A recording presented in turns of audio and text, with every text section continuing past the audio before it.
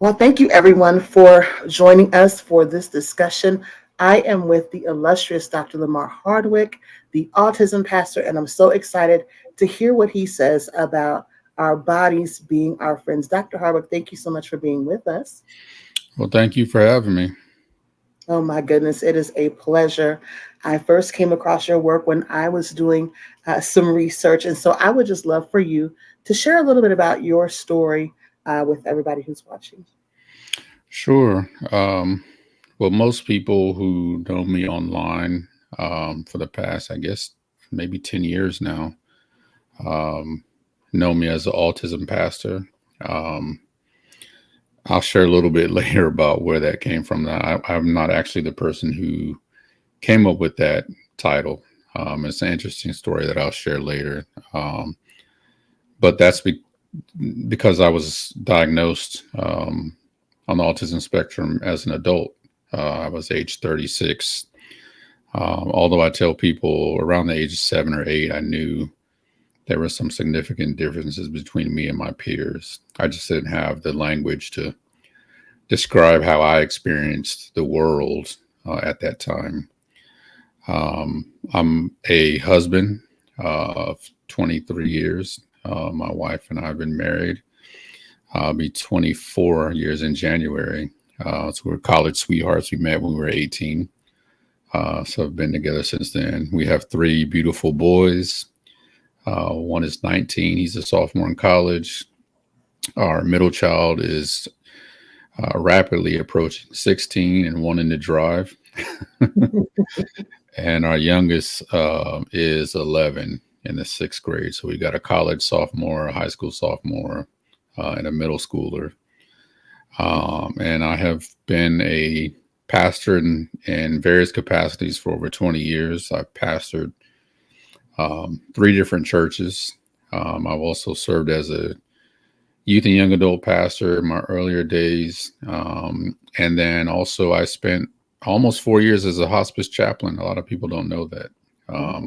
I served as a hospice chaplain working with families who are facing life-limiting illnesses, and that was a very challenging but fulfilling ministry. And I guess the last thing I can say is also I'm an author and a scholar. Authored 4 books, 2 about disability. One was Disability in the Church, which won a Reader's Choice Awards. That was released in 2021. And my most recent book is How Ableism Fuels Racism, where we kind of explore the history of slavery and how it has an attachment to disability discrimination. And so, yeah, that's pretty much what most people know about me and what I usually share with people about who I am.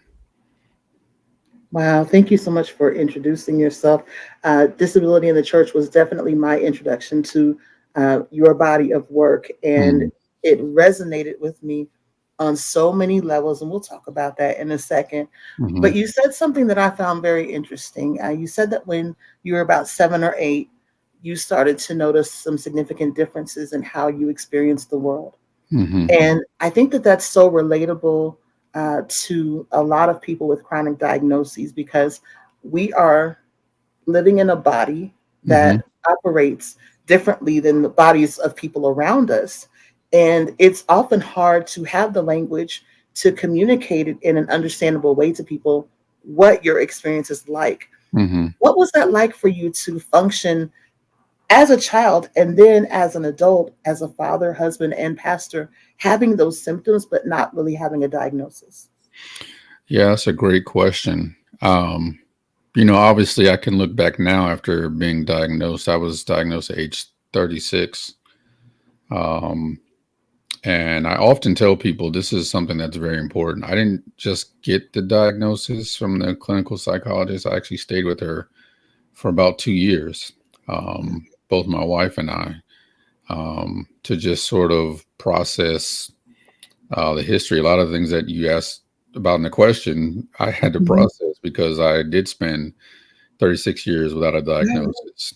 And so, what I tell people is that it felt like the world was in on an inside joke that I didn't understand. Mm. If you understand Wow. autism, people with autism can sometimes have a co-occurrence of an intellectual disability. I did not, so I did okay academically. And there's scores of people like me who are diagnosed with autism but don't have a co-occurrence of an intellectual disability. And so our primary challenges are, um, I tell people there's a time around 18 months to 2 years old where your brain starts to be able to translate what I call, or creates a translator in your brain for body language, right? And so we've all heard that 90% of all communication is nonverbal. We talk with our bodies, the way we stand, our facial expressions, voice intonation, when you fold your arms, just things that Mhm. become intuitive to most people around the age of 18 months or 24 months or 2 years old. You start to understand those things, and your brain can translate them. For people who are autistic, our brains don't. And so if you can imagine, 90% of what people are saying is with their bodies, but my brain doesn't get it. And so Interpret. it can be very challenging, to answer your question, to operate as a child without that diagnosis, because everybody around you is assuming that your body functions the way that theirs does. And Mhm. so, while I did okay academically, really socially is the challenge, because people are saying things with their body, with their voice intonation. I know now that I didn't get sarcasm, because a lot of that depends on the way people say it, the timing of how they say it, the voice intonation. And so you can understand that it can be very challenging. And even though I did well academically, to be honest with you, the way that our world is set up, most of how you succeed and excel is by the ability to make people like you. Mm. So you can be smart So as a child, but if your teachers don't understand you and don't like you because they think you're defiant or true. disobedient, a lot of the labels I got, right, because I didn't understand body language, I didn't understand voice Mhm. intonation and facial expressions, things that people use to communicate their pleasure or displeasure with you. I didn't Yes. understand all those things. So I didn't understand why people had problems with me. I didn't understand why people didn't seem to like me. I didn't understand why I thought a conversation was great. Moving into adulthood, I would think conversations are great, and people would think that I was either arrogant or Mhm. aloof. And so that even became challenging as an adult, because when you're wanting to get employed, the system is you have 45 minutes in an interview to make that person like you, regardless of whether or not you can do the job. Yeah. So that was challenging, talking about adulthood before I got a diagnosis, because it was hard for me to sometimes get a job, but it was hard for me to keep a job. Up until I started pastoring and really kind of found my niche, I don't think I kept a job longer than 2 years, because usually that was around the time people started noticing what they would consider to be strange and weird, and sometimes behavior that was detrimental to my ability to maintain that job. And a lot of it had to do with whether or not people liked me. Mhm. So yeah, that it was very challenging all through childhood and adulthood. I tell people I have had some successes, but I've had some rough successes. I stumbled into a lot of things because of that. And then there's other things that come along with autism, like sensory processing issues. I'm very sensitive to light and sound, Mhm. and it can really be damaging to me mentally and emotionally to be in loud environments. I have aversion to strong smells. Um, there's also executive functioning challenges sometimes, which sort of functions like dyslexia, like my brain reorders Mhm. instructions sometimes. So I tell people, if you give me tasks to do, usually just one at a time, let me do that and then come back. Um, don't give me three or four things, because my brain will scramble them up. And I know what you want me to do, but if it's supposed to be done in a certain order, it becomes very challenging. So all those things were challenging as a child, and even moving into adulthood until I got a diagnosis and had the language to share with people, this is the best way to interact with me, because then I can be Yes. able to, you know, meet your expectations. But also, I felt human, I think, for the first time when I got diagnosed, because all the negative things people said about me, I realized it wasn't my fault. Wow. That's very relatable as well, because I think having a way to talk about what's happening with you Hmm. is very empowering, Yeah. right? Not that you owe anyone an explanation or any type of apology, but just Hmm. being able to articulate, this is what my needs are. Hmm. These are the boundaries that I need to put in place. This is how you can help me, because that's a big conversation too, Right. is not just needing help, but needing help the way that is helpful to you. Hmm. Yeah. So how did receiving a diagnosis change the way you approach life and how you manage all the roles that you play? Yeah, it's exactly like you said. Like I finally found the language, and I actually did a lot of Mhm. research and learning. And one of the ways that it changed the way that I did things is that I was actually pastoring at the time. And so one of the things that led me to even get the diagnosis is that I was a youth pastor at a church. I had been brought into a church in a small city in Southwest Georgia. So it was a small city, but it was a big church. Okay. Um, and so, it was the largest church in the city, and there's lots and lots of people there. And I was working with the youth, and I like to joke, that all youth are socially awkward. So we kind of fit in together. As a matter of fact, Mhm. that what kind of grew the ministry, because all the kids in the city who went to various high schools and middle schools who were sort of outcasts found comfort in what we were doing in the ministry. So I actually, Mhm. when I got there, it was 12 kids. By the end of the year, I had 150. Um, So it was like all of the outcasts, all the kids that nobody wanted to hang out with started coming to our church. And what actually drove me is when my predecessor resigned, and the church liked the way that I preach, and so they wanted me to preach and teach in the adult service, but I had to interact more with adults, and that's when it started to really mm, hit the proverbial wall. I was hearing a lot of things like he's not approachable, he looks angry all the time, he's not social. Um, he walked past me, he didn't speak. All things that are reflective of being able to pick up on social cues and those um, types of things. yeah. So when I did get a diagnosis, what it did is it helped me to have a sense of relief, but also to Yeah. tell people, look, all those things that you're saying about me may be true, but I would never intentionally do that to hurt anyone. This is what you need to know.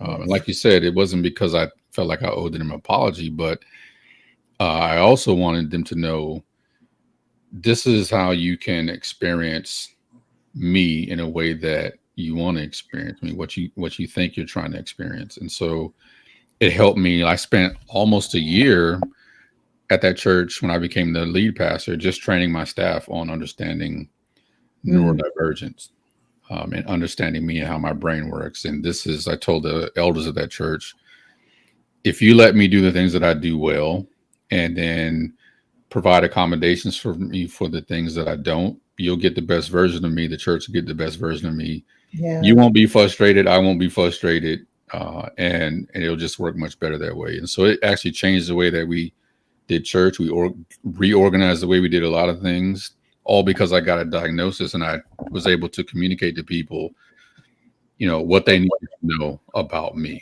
I wasn't apologizing for how God made me, but I was Yeah. telling people, this is how God wired me, and this is the best way to experience what you want to experience. And that even transitioned over into fatherhood and marriage, right? Which is why I say my Yes. wife and I spent 2 years with her because we had a good relationship, primarily because my wife is from Malawi in Africa.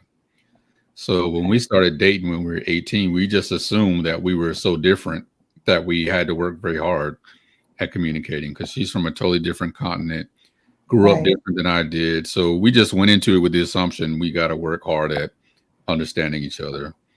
But it did help when I got a diagnosis to explain some things and to help us to communicate better. We use a lot of written communication now because I can process that a lot better, especially because when people are talking and there's a lot of emotions involved, I'm missing a lot of what people are doing with their bodies. So I'm Yes. like, write it down, let me know so I can process it. And that also helped with with raising children, so it really did help. And again, I like how you said not having to apologize, because one of the things that I struggled with initially when I got diagnosed was feeling like I had failed a lot of people because, Mm, I ruined relationships, or I didn't respond in a way that somebody thought because I didn't understand what they were saying without saying it. And so, yeah, it helped me, and it really made me a better pastor, to be honest with you, a better father and a better husband, because I understood myself. And I think that's a gift that God gives us, is to be able to understand how He created us and not to have to apologize for that, but to be more self-aware and then yes. tell the world, this is the way that my body interacts with the world around me. And I'm fearfully and wonderfully made. Amen. It just looks different from how you're created. That correlates so much to my personal experience. I'm sure the experience of a lot of others who are watching this with chronic illness, that Hmm. there are things that happen in your body that others will never understand, that sometimes you don't have the language to express. Uh, Hmm. but again, it's not something that you have to be apologetic about. Hmm. But the more that you do understand and educate yourself about the situation, as you said, become more self aware of how maybe your actions or your habits are perceived by other Hmm. people, Right. the more understanding that you can build and the stronger your relationships can become. Hmm. So I love the path that you were heading down, talking about how this is how God allowed you to be, how He made you, and that you are fearfully and wonderfully made. And I want to just talk a little bit about that because our focus is our bodies being our friends. Hmm. And in my situation, there were many days where I was saying that my body was against me, that it was fighting me, Hmm. and God corrected my language and reminded me that through all the things that my body has experienced, that it has been fighting for me. You know, Hmm. it's been supporting me. It's been compensating when I didn't even know what I needed to do. My body knew it was designed that way. Hmm. Do you consider your body to be your friend? Yeah, that is such a great perspective. And I'll say that I do now. I don't know that I always did. Um, and I'll say this as a pastor and as a theologian. I think, for those of us who are Christians, sometimes the reason why we struggle with accepting our body as our friend is because a lot of how we interpret some of the things that Paul says about, the contest between flesh and spirit. We've all heard that. Mhm. And I think, and this is probably in the West, this is where I did a lot of my research. So I can't speak about global Christianity. I can speak about Christianity in the West, particularly in the US. Yeah. I think we've interpreted those scriptures in a way that has sometimes been harmful to people with Yes. disabilities and chronic illness, because we have painted a picture of what Paul says about the spirit and the flesh as a contest Hmm. between the body, almost in a way that the body is rebelling against the spirit, in a way that it makes it appear as though our bodies are our enemies. That's so good. And so I think, as a theologian, I think that's a very harmful interpretation, um, particularly for people like us with, disability or chronic illness, because we internalize that sometimes. Yes. And when the bodies that we've been given sometimes don't operate in typical ways, or as you say, they compensate for things that we're not even aware that they're compensating for. There's this desire sometimes internally, because we've absorbed how we've been taught, to assume that the way that we've been created or the bodies that we have are unacceptable uh, Mm. to God. And so we have this craving based on this idea that we should, battle against our bodies. And so you get this theological concept that, part of my faith journey is to have enough faith to override the things that my body is telling me that it needs, Yeah. or that is important for how it interacts with the world. And I think that's part of why we struggle with that. So, I would say now I do see my body as my friend, because I've sort of unpacked, and I tell people, the deconstruction is a buzzword that everybody's using. I like to say I unsubscribed to some I like things. that. You know how you get emails and you're like, when did I subscribe to that? When did I, Yeah. agree to this? Right. And it's sort of the way Mhm. with our beliefs. Like, when did I believe, when did I start believing that my body is not my friend? And so I had to start unsubscribing to some things that were adjacent to things that I was taught, and realize, that's not helpful the way that it's been interpreted and given to us. So I had to unsubscribe to that and realize, my body is my friend. Um, Yeah. I'm I'm fearfully and wonderfully made. The body that God gave me, the neurology that God gave me, can actually be a gift. That's not to say there's not some challenges there. Right. But I tell people, the reason people like the way I write, the reason people like the way I preach, the reason why people want to have conversations with me like what I'm having with you is because of how God wired my brain. And so Yes. while there's some challenges there, there's some giftedness I was able to sift through and find and Mhm. nurture. And so, yeah, I really do now believe that my body is my friend. And a lot of times I've learned to not fight with my body and not see it as a That's good. contest between my body and my faith, but to see how my body is helping me work out my faith and then live out that faith. I Yes. actually, last thing I'll say about this is very interesting, because I'm working on a new work. I have been doing some research, and I found that there's a whole contingency, and a discipline that says that our bodies actually, the way that they move throughout the world, actually help us interpret abstract ideas like faith and Mm. goodness, justice. And so, whether we realize it or not, the way that our bodies function actually is the way that God wired it to help us interpret those things, right? And so, Wow. there's not a fight with my body. My body is actually what's helping me process what it means to be good, what it means to have faith, and it's processed in a way that is unique to how my body moves throughout the world. So that's when I discovered that, I'm like, that's awesome. That's something that people need to know.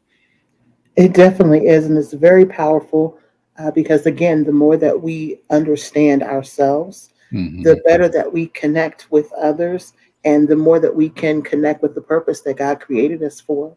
Hmm. And so I love that you talk about sifting through and finding those giftings and those things that you were anointed for, maybe amidst the challenges and amidst Hmm. all the things that you've experienced, which brings me back to this moniker as the autism pastor. Hmm. Tell me why you chose to brand yourself that way. You said the name came from somewhere else. Yeah. So actually, I was diagnosed, in 2014, but I had done about a year's worth of my own research prior to that.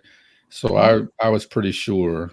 Um, So when I went to get the diagnosis, it was more of a confirmation, because I started reading articles and finding out about other adults who had not been diagnosed as children, but found later on that they were autistic. And so it was like, oh, this is what people have been saying about me my whole life. This is what it is. So I told my wife, I think I know what my challenges are. I think I know what some of our challenges are. So by the time I got the diagnosis, it was more of confirmation.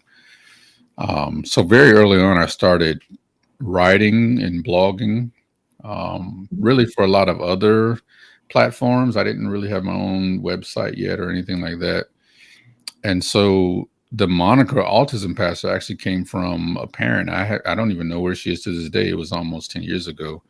Wow. She inboxed me. This is maybe a year into me blogging and writing, and said that you are like the pastor for the autism community, Wow. because a lot of us don't get the opportunity to go to church, either because Hmm. the church doesn't understand what to do with our children, They haven't had good experiences with church, which I found was very common for people with disabilities and chronic illness. And so when she said I'm like the pastor for the autism community, because at that time I was doing a lot of praying with families. Before Zoom was cool, I was using Skype and meeting with families, and we were talking and praying together. And I was like the only pastor they had. Um, so it just kind of clicked. I'm like, well, autism pastor. And so quite honestly, I just changed all my social media handles to that because it made it easier for people to find me. So when people are like, oh, you should look up the autism pastor, it was a lot easier for them to remember that. And so that's kind of where that came from. But I kept it because, and I'll be honest with you, I had some pushback from people, some people in my own church who said, well, why would you label yourself Latin?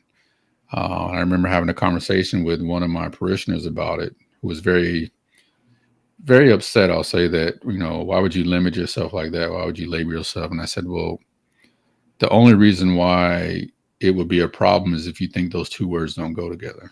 Ooh. So part of the reason why I kept it is because it's my way of protesting the idea that people with disabilities cannot be used by God. So, it became sort of my pushback against this idea that, well, those two things don't go together. Well, if God says they do, they absolutely do. And I'm going to, as you said earlier, not apologize for what I've found out about myself, but I'm also going to be very vocal about it and open about it so that you can see God used me. And I'll say this last thing I'll say about that question. People ask me all the time, like, why do you talk about being autistic? And, for those who follow me on social media, I'm also currently in treatment for stage 4 cancer. And people are like, why are you so open about that? And I say, I like to let people know what I'm up against so that they can see what God is up to. Yes. And a large part of that is just, and everybody's not called to this, but I am. A large part of that is being vocal and being vulnerable and transparent and open, because when you know the things that I'm up against, and you can clearly see what God is up to, and that's my goal, is to see what God is up to. That's beautiful. It can be very challenging when you do express openly, the challenges that you're facing physically or medically. One of the things that I have learned in my own personal journey, and I share this with the LCF community all the time, is you get to assign these diagnoses their place in your life. You don't have to let it be in the driver's seat, but you also don't have to shove it in the trunk and try to pretend like it doesn't exist. This is part of the way that we experience life. But how do we interpret that? And how do we interpret it through the lens of how God sees us? And so that brings me to this question, which is, how do you understand and communicate the idea of being both called and diagnosed? Yeah, another great question. I think I'll go back to what I just shared, is I want people to know that it doesn't have to be a conflict, right? It doesn't have to be one or the other. A great example of that, if we want to look into the Bible, is the calling of Moses. Right? Now, a lot of people think that Moses. I think today, if Moses was alive, he'd be diagnosed with a disability because he talked about how he didn't speak well. He said, "I'm slow of speech. I don't speak well." And then some people would give me pushback on that, and I tell them, "Well, and say, well, it's not a disability." I said, well, the reason why you can assume that it is you look at God's response to Moses. Right. When God says, "I know," right, and then He says, "Who makes man's mouth? Who makes people speak or not speak? Who makes people see or not hear? It's me," right? And what I love about that story is that even God never denies that Moses has some challenges with speaking well. What he did do is say, "I'm going to give you an accommodation to help you fulfill your calling." He says, "I'm going to send you your brother Aaron. He's going to with you. And I tell people that's the first, what I call divine accommodation, right? God Mhm. says, I'm still calling you. I know you have some challenges. I'm still calling you and you're still qualified. But I also know that you need some accommodations to fulfill this calling on your life. So I'm going to provide that for you. And so one of the ways that I try to communicate that is say, look, having a chronic illness or disability does not disqualify you from being used by God in any way. And so I strongly advocate in my book, Disability in the Church, to have people in your church or your faith organization or your school to be leaders. Yeah. But then also, if we're going to follow the pattern of God, is we create environments and help accommodate people who have chronic illnesses or disabilities. We provide accommodations so that they can fulfill their calling, right? And so Yeah. it doesn't have to be either or. It's both and I just need you to follow the Spirit as we see God provide accommodations for Moses to fulfill his calling, provide those accommodations for other people. And sometimes that looks like doing things different. Sometimes that means reevaluating what we define as a leader. Sometimes it means putting aside some of our preferences and some of the things that we believe make someone qualified and Mhm. actually look into what God is doing in this community and see that it's not a conflict, and we need more people with chronic illnesses and disabilities helping to lead our organizations because we can help shape the church and our schools and whatever else it is that we want to talk about. We can help shape it to become an environment where we see more people with chronic illness and disabilities helping lead us, but also helping teach us because again we have oftentimes a unique experience um, and a unique way of experiencing God that I think helps strengthen the church. So it doesn't have to be a conflict. It is something that I think is necessary in helping build up the body, and that's one of the ways I try to communicate that. Wow. So, for anyone who is struggling with accepting that they might benefit from accommodations, God provided an accommodation for Moses and his brother Aaron. I love that Mm, perspective. It's not one that I've heard from anyone else except for you, mm, uh, but it is an empowering thought for people who resist that, who don't want to use assistive devices or who don't want to use their ADA accommodations, people who feel like they need to present as typical in the mm, world, yeah.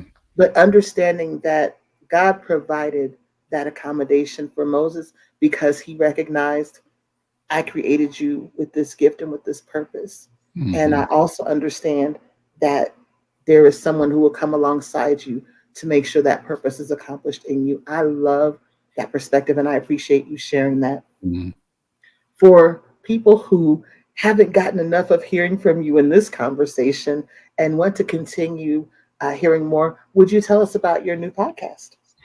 Yeah, I'm glad you asked about that. So, I previously had a podcast a couple years ago called the Autism Pastor Podcast, and it was just me. It was solo. Part of the reason why I was not active in the last couple of years is because I was undergoing cancer treatment and just wasn't able to keep with the schedule. But for the viewers and the attendees, I'm doing much better. I feel good. Um, and so I have partnered with a good friend of mine, brilliant woman, Dr. Teresha Lee, and we sort of played off of both of our last names, Hardwick and Lee, and we have launched what's called the Hardly Typical podcast. Mm. The tagline is insights and intersections, and so we discuss everything that intersects between race, faith, disabilities, socioeconomic status, gender, all things that play into how people with disabilities and chronic illnesses, and we even touch mental health a little bit, how we experience the world. And so, yeah, that podcast actually launched on Labor Day. episode 3 just came out where we talk about um, this new movie called The Deliverance Yes. on Netflix.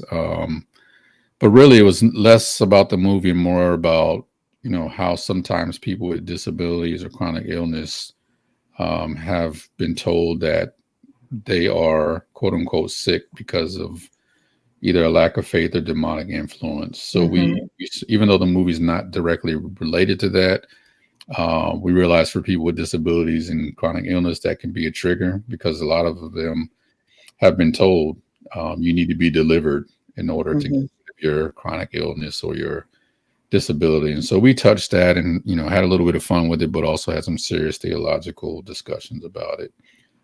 So yeah, you can find that podcast on all the podcast platforms, and we encourage people to subscribe, even to the Harley Typical Substack. And yeah, just take this journey with us. We like to say we're not just launching a podcast, we're building a community. So we're inviting people to join in and also interact with us. Tell us what you think, questions, comments, and we'll address those issues as well. Amazing. Dr. Hardwick, thank you so much for being with us and just for sharing your insights. This has been absolutely incredible. Thank you so much for having me. I enjoyed our conversation.